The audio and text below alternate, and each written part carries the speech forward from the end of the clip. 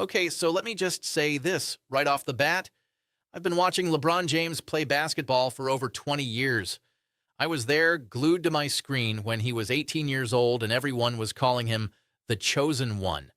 I watched him win in Miami. I watched him carry Cleveland to a championship against a 73-win Warriors team in one of the greatest finals performances of all time. I have defended this man more times than I can count. I have argued with people. I have gone back and forth. I have put my reputation on the line saying LeBron is built different. LeBron doesn't have bad games when it matters. LeBron shows up. And then game 4 happened, and I genuinely don't know what to say. 8 turnovers. Let that sink in. 8. Not 2, not 3, not even 5, where you can still go, okay, that's rough, but he was aggressive. 8 turnovers in a playoff game, in a series that was already tighter than it had any right to be, against a Houston Rockets team that, and I mean this with full respect, nobody outside of Houston expected to be here giving the Lakers this much trouble.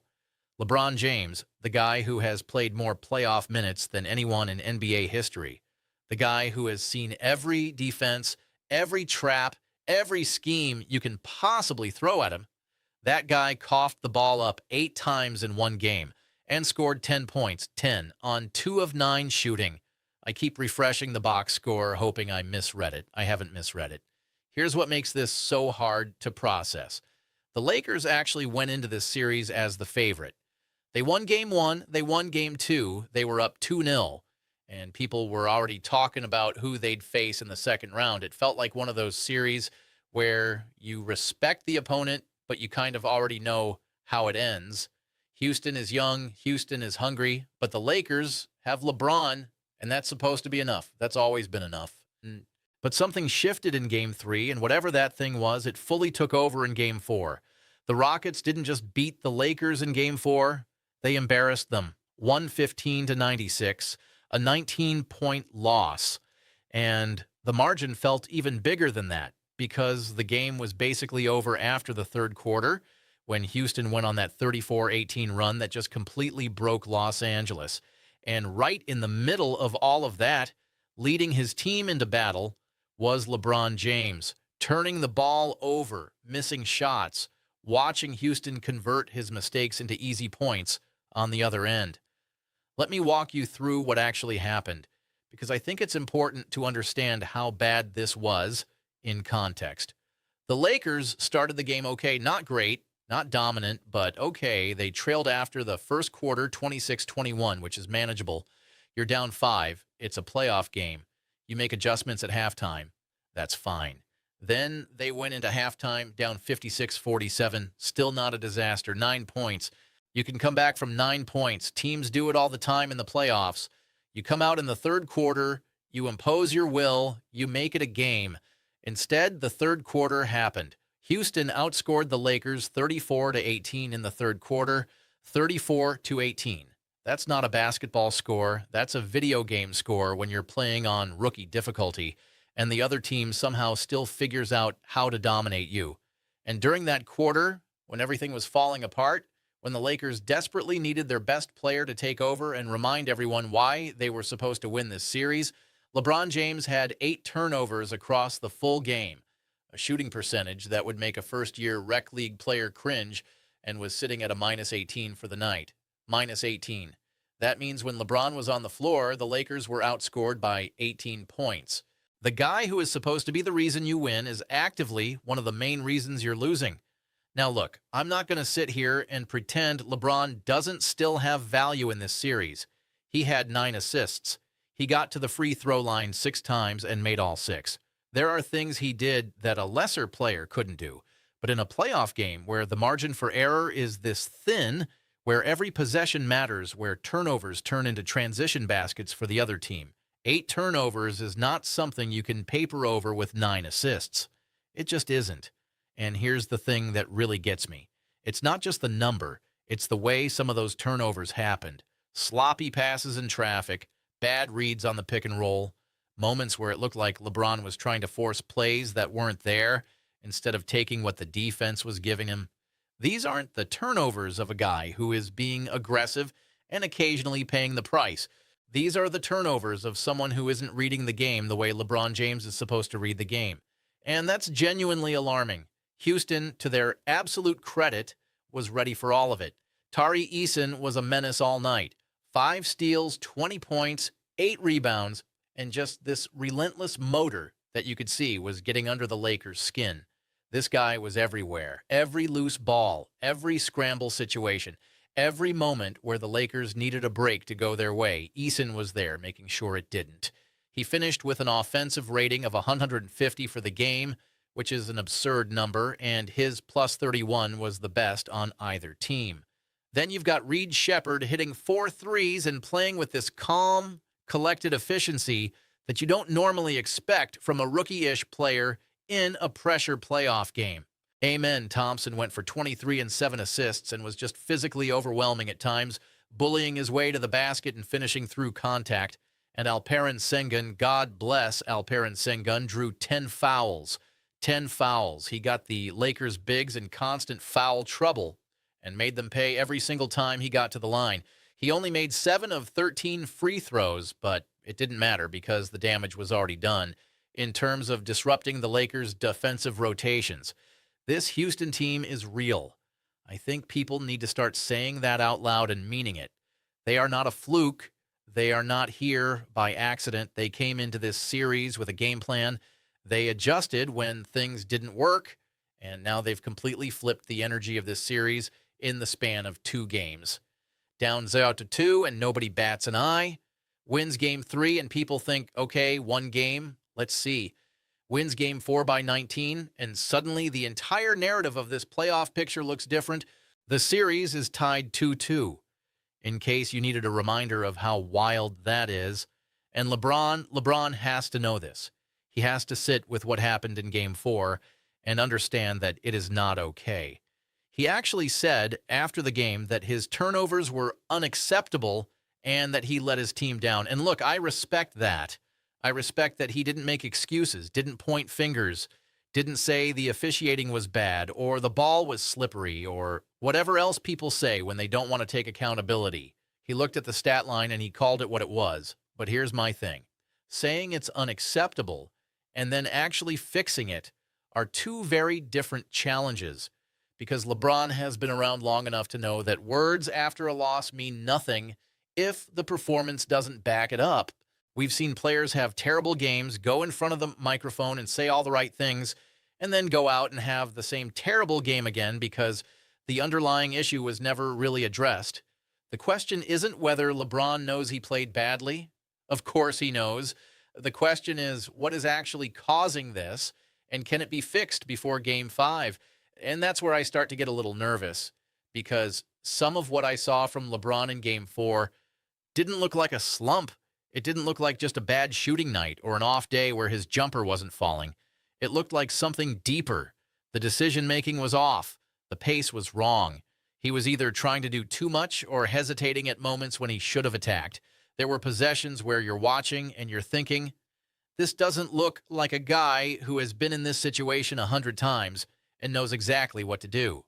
This looks like a guy who is second-guessing himself, who is pressing, who is feeling the weight of the moment in a way that LeBron James is not supposed to feel. I don't want to say age, because I know the moment I say age, everyone's going to come into the comments and argue with me. But I'd be lying if I said it wasn't somewhere in the back of my mind. LeBron is 40 years old. He is defying biology by still being on an NBA playoff roster, let alone being the focal point of a playoff team. And for most of this season, most of this series, he has genuinely looked like himself. Game 1, Game 2, he was a factor. He was making the right plays. He was the guy you needed him to be. Game 4 was different, and I don't know if it's age or fatigue or Houston making adjustments or LeBron having a crisis of confidence or some combination of all of those things, but it was different. And different is dangerous when you're in a tied series, and Game 5 is everything. Let's talk about Game 5 for a second, because I think this is the game that defines not just this series, but potentially this chapter of LeBron's career. He has been here before in elimination-adjacent situations in do-or-die moments, and more often than not, he has responded. That 2016 finals run, the way he carried Cleveland through that series against Golden State. That is the LeBron James who exists in our collective memory. That is the guy people still point to when they argue he's the greatest of all time. But this is 2026, and the LeBron who played Game 4 looked very far from that version. Game 5 is back in Los Angeles. Home crowd, home energy, familiar environment. The Lakers have a 61.8% win probability, according to the models, which tells you analytically they are still in this and still expected to win. But models don't watch film. Models don't see the look in a player's eyes when the game is slipping away.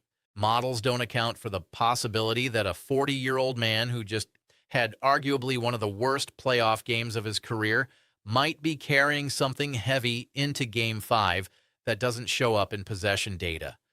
What the Lakers need from LeBron is actually pretty simple to describe and very hard to execute.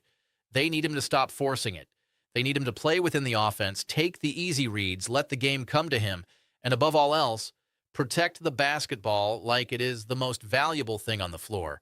Because against a Houston team that turned 24 Lakers turnovers into 30 points in Game 4, every single mistake is magnified. Every bad pass is potentially 3 points on the other end. The margin for error against this Rockets team has proven to be essentially zero. They also need someone else to step up and take some of the burden off LeBron. And honestly, they have pieces that can do that. DeAndre Ayton was excellent in Game 4, going for 19 and 10 on 75% shooting, but the team was already so far down by the time he was doing that damage that it barely mattered.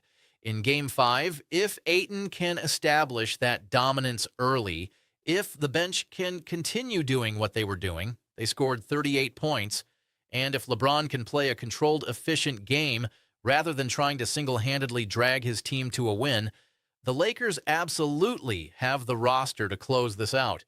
But if Game 5 starts and LeBron comes out pressing, trying to make up for Game 4 in the first quarter, forcing the issue, trying to show everyone that Game 4 was a fluke by going absolutely haywire right out of the gate, that could be a disaster. Sometimes when players have a terrible game, the worst thing they can do is overcompensate. Sometimes the pressure of trying to prove people wrong is actually more destructive than the original bad game. LeBron James has played in enough playoff games to know this. He understands the psychology better than almost anyone who has ever played the sport. And so maybe I'm sitting here worrying for nothing. Maybe he's going to come out in Game 5 and remind everyone exactly why he's still doing this at 40. And maybe we'll all look back at Game 4 as just a blip, a weird night, an anomaly in an otherwise brilliant career. But I've also been watching long enough to know that sometimes a bad game is not an anomaly. Sometimes a bad game is a signal. And 8 turnovers, 10 points, 22% shooting, minus 18 in a playoff game where your team needed you most, that's a signal that demands attention. It demands honest conversation. It demands that we ask the uncomfortable questions, even if we don't necessarily want to hear the answers. Because here's the truth underneath all of this. The Houston Rockets have figured out how to make LeBron James uncomfortable, and that is genuinely one of the more remarkable things I've seen in this playoff cycle. They are applying pressure in the right spots. They are making him speed up when he wants to slow down. They are forcing him into traffic when he wants space. And they are capitalizing on every single mistake he makes by converting immediately in transition. Tari Eason alone had 5 steals last night. 5 against a guy who is supposed to be one of the sharpest passers this game has ever seen. Houston is not scared of LeBron. That might be the most significant sentence I can write about this series. They're not sitting back in awe. They're not giving him extra respect. They're coming right at him, and so far in Games 3 and 4, it has worked to stunning effect. So what does LeBron do? How does a 40-year-old icon respond when a young, athletic, fearless team takes away everything he's comfortable with and makes him look, for one night, genuinely human? That's the question Game 5 is going to answer. And honestly, whatever happens on Thursday, it's going to tell us a lot about where LeBron James is right now, what he still has left, and what the future of his career looks like. 8 turnovers, 10 points. He said it himself. Unacceptable. Now he has to prove he meant it. Game 5, Thursday night, Los Angeles. I'll be watching, and I have a feeling it's going to be one of the most important games of LeBron James's life.